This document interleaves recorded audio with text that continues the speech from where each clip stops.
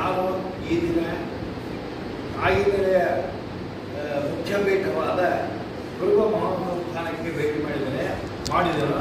ಇದು ಕುರುಬ ಮಹಾಸಂಸ್ಥಾನದ ಬೆಳ್ಳೂಡಿಯ ಶಾಖಾ ಮಠ. ಇಲ್ಲಿ ಅತ್ಯಂತ ಪವಿತ್ರವಾದ ರೇವಣಸಿದ್ದೇಶ್ವರರ ದೇವಸ್ಥಾನವಿದೆ.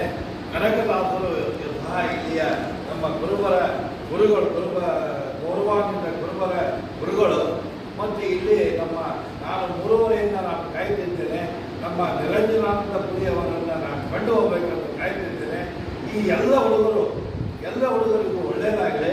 ಇಲ್ಲಿ ಯಾರಾದರೂ ಒಬ್ಬರಾದರೂ ನೀವು IAS IPS ಆಗಲಿ, ನೀವು ಒಳ್ಳೆಯ ಅಧಿಕಾರ ಮಾಡಿರಿ, ನಿಮಗೆಲ್ಲ ಒಳ್ಳೆಯದಾಗಲಿ.